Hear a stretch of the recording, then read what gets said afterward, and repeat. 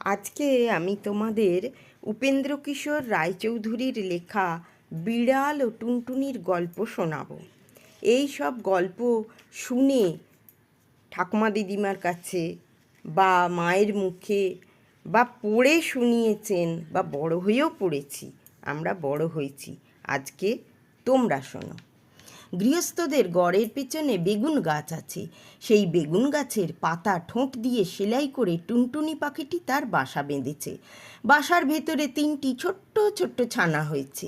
খুব ছোট্ট ছানা, তারা উড়তে পারে না, চোখও মেলতে পারে না, খালি হাঁ করে চিঁচি করে। গৃহস্থদের বিড়ালটা ভারী দুষ্টু, সে খালি ভাবে টুনটুনির ছানা খাবো। একদিন সে বেগুন গাছের তলায় এসে বলল, কি করছিস লা টুনটুনি? টুনটুনি তার মাথা হেঁট করে বেগুন গাছের ডালে ঠেকিয়ে বলল, প্রণাম হই মহারানী। তাতে বিড়ালটা ভারী খুশি হয়ে চলে গেল। এমনি সে রোজ আসে, রোজ টুনটুনি তাকে প্রণাম করে আর মহারানী বলে, আর সে খুশি হয়ে চলে যায়। এখন টুনটুনির ছানাগুলি বড় হয়েছে, তাদের সুন্দর পাখা হয়েছে, তারা আর চোখ বুজে থাকে না। তা দেখে টুনটুনি তাদের বলল, বাছা, তোরা উড়তে পারবি?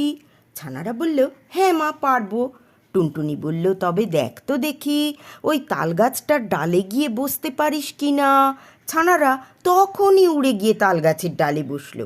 তা দেখে টুনটুনি হেসে বলল, এখন দুষ্টু বিড়াল আসুক দেখি।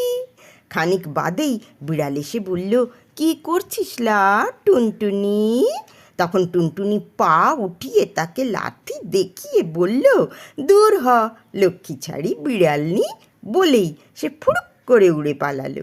দুষ্টু বিড়াল দাঁত খিঁচিয়ে লাফিয়ে গাছে উঠে টুনটুনিকেও ধরতে পারল না, ছানাও খেতে পেল না, খালি বেগুন কাঁটার খোঁচা খেয়ে নাকাল হয়ে ঘরে ফিরল।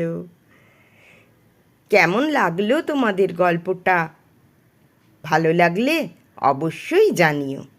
টুনটুনির বুদ্ধি খুব, তাই না?